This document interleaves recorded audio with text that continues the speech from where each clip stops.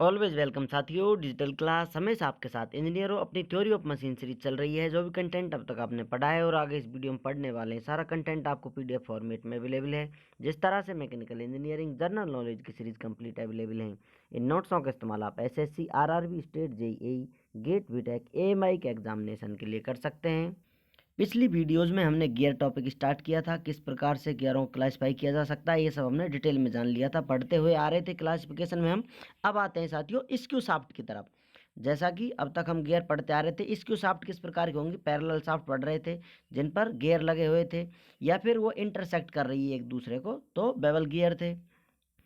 लेकिन यदि शाफ्ट एक प्लेन ये हो और दूसरा प्लेन कोई इस प्रकार का हो जो आपको सिर्फ पॉइंट नजर आ रहा है, जैसा कि आप देख सकते हैं, सामने की तरफ आपकी स्क्रीन है, उधर की तरफ आपको इसका एक्सिस नजर आ रहा है, सिर्फ डॉट नजर आ रहा है, और दूसरा हॉरिजॉन्टल या एक्स एक्सिस में ये शाफ्ट है। ये एक दूसरे को ना तो इंटरसेक्ट कर रही हैं और ना ही ये शाफ्ट एक दूसरे के पैरेलल हैं। इस प्रकार से ये पॉइंट है, इसको आप पीछे ले जाएं, आगे लेकर आएं, ये ना तो कट करेंगी ना ही पैरेलल हैं, अलग अलग प्लेन है। इसका ये प्लेन है और इसको देखने के लिए आपको इधर से देखना होगा तो प्लेन नजर आएगा, दोनों अलग अलग प्लेन में है, ना इधर पैरेलल नॉर इंटरसेक्टिंग, ना तो ये समांतर हैं और ना एक दूसरे को कट कर रही हैं, और डिफरेंट प्लेन है इन दो शाफ्टों के।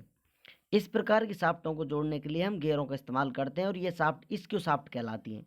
जैसा यहाँ देख सकते हैं, एक ये गियर लगा हुआ है, दूसरा इस प्रकार का इसमें गियर लगा हुआ है, तो इन्हें स्पाइरल या हाइपॉइड गियर के नाम से हम जानते हैं। इस प्रकार का मैकेनिज्म हो, गियर लगे हुए हों, तो वो स्पाइरल गियर या हाइपॉइड गियर कहलाते हैं। अब आते हैं नेक्स्ट पॉइंट पर साथियों, वॉर्म एंड वॉर्म व्हील। जैसा कि यहाँ आप देख सकते हैं डायग्राम में, ये इस प्रकार की शाफ्ट लगी हुई है, इस पर छोटे छोटे गियर्स कट कर रखे हैं, टीथ कट कर रखे हैं, जो स्पाइरल हैं शेप में देखने पर। और यहाँ पर एक बील लगा हुआ है, शाफ्ट यहाँ है, इसके ऊपर ये बील या गियर लगा हुआ है।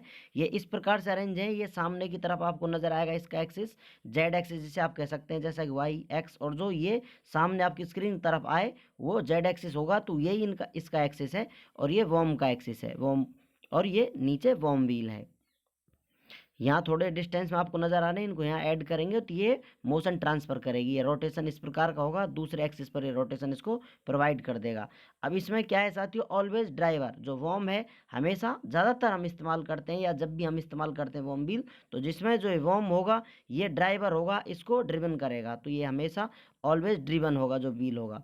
इनकी आवश्यकता कहाँ पड़ती है, हम स्पीड रेशियो, जहाँ हमें 10:1 चाहिए या 100:1 चाहिए, ये वहाँ पर हम वॉर्म एंड वॉर्म व्हील का इस्तेमाल करते हैं। क्योंकि यहाँ आपको देखने से लग रहा होगा इस प्रकार का व्हील है, इसमें यहाँ पर टीथ कटे हुए हैं या गियर सिस्टम है, ये बहुत 10 चक्कर काट जाएगा तो जाके एक चक्कर इसका कंप्लीट होगा, तो इस प्रकार का रेशियो चाहिए। या फिर ये 100 रोटेशन कर दे अपने एक्सिस पर, तो ये एक कंप्लीट रोटेशन हो पाएगा। तो यहाँ इस प्रकार का आपको अरेंजमेंट चाहिए, तो हम वहाँ पर वॉर्म एंड वॉर्म व्हील का इस्तेमाल करते हैं। अब नेक्स्ट पॉइंट की तरफ आते हैं साथियों, external and internal gearing. External gearing आप कब कहेंगे, इंटरनल गियरिंग आप कब कहेंगे, ये आइडिया तो होगा आपको थोड़ा थोड़ा, लेकिन और क्लियर कट में जान लीजिए। यदि किसी शाफ्ट पर कोई मैकेनिज्म जुड़ा हुआ हो, गियर लगा हो जिस पर टीथ बाहर की तरफ हो, तो वो एक्सटर्नल गियर सिस्टम कहलाएगा। दूसरा इसको कनेक्ट करने के लिए इस प्रकार का मैकेनिज्म काम कर रहा है, ये इधर घूमेगा, तो ये दूसरी अपोजिट साइड में एक दूसरे घूम रहे हैं, एक क्लॉकवाइज घूमता है तो दूसरा एंटी क्लॉकवाइज घूमता है, तो इस प्रकार के गियरों को हम एक्सटर्नल गियरिंग में रखते हैं। यहाँ पर ये क्लॉकवाइज डायरेक्शन है, दूसरे की एंटी क्लॉकवाइज डायरेक्शन है। जैसा यहाँ आप देख सकते हैं, आपको शॉर्ट एंड स्वीट डायग्राम बना हुआ है, एक शाफ्ट ये एंटी क्लॉकवाइज रोटेशन हो रहे हैं, इस पर क्लॉकवाइज रोटेशन हो रहे हैं, इनको एक्सटर्नल गियरिंग। अब इंटरनल गियरिंग किस प्रकार के होंगे, कोई रिंग बनी हुई है, इसके अंदर टीथ बने हुए हैं इस प्रकार से, और इसी के अंदर कोई और गियर बना हुआ है, उस गियर की बाहरी तरफ टीथ बने हुए हैं, तो ये रोटेशन करेंगे तो सेम डायरेक्शन में घूम सकते हैं। अब यहाँ ये छोटा गियर है साथियों, इसको पिनियन या स्मॉल गियर जो होगा हमेशा उसको हम पिनियन नाम देंगे, और इस बाहर को रिंग या एनुलर गियर के नाम से हम जानते हैं, एनुलर गियर या रिंग के नाम से। अब यहाँ पर क्या हो रहा है साथियों, डायरेक्शन इनकी रोटेशन की सेम है। यहाँ आप देखेंगे पिनियन क्लॉकवाइज डायरेक्शन में रोटेशन कर रहा है, तो यहाँ पर जो रिंग है ये भी क्लॉकवाइज डायरेक्शन में घूम रही है, क्योंकि इनका अरेंजमेंट ऐसा है।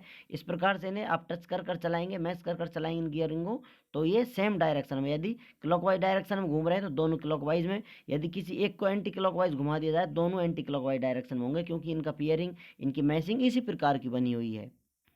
तो इस प्रकार के गियरों को हम इंटरनल गियरिंग में रखते हैं, इंटरनल गियरिंग कहते हैं। तो अभी आपने देख लिया एक्सटर्नल इंटरनल गियरिंग किस प्रकार की होती है, वॉर्म एंड वॉर्म व्हील किस प्रकार का होता है, और यहाँ पर स्क्रू शाफ्ट किस प्रकार से होती है, किस प्रकार से इन्हें कनेक्ट किया जाता है। उम्मीद करते हैं विद्वानों वीडियो में दी गई अब तक की जानकारी आपको अच्छे से समझ में आई होगी। अभी भी आपका कोई कन्फ्यूजन है तो आप हमसे कमेंट कर पूछ सकते हैं। साथियों आप चाहें तो कॉन्टैक्ट कर सकते हैं। कॉन्टैक्ट लिंक आपको वीडियो डिस्क्रिप्शन में मिल जाएगा। वीडियो को अंत तक देखने के लिए, चैनल को सपोर्ट करने के लिए आपका दिल की गहराइयों से बहुत बहुत धन्यवाद। मिलते हैं नेक्स्ट वीडियो में। जय हिंद, वंदे मातरम।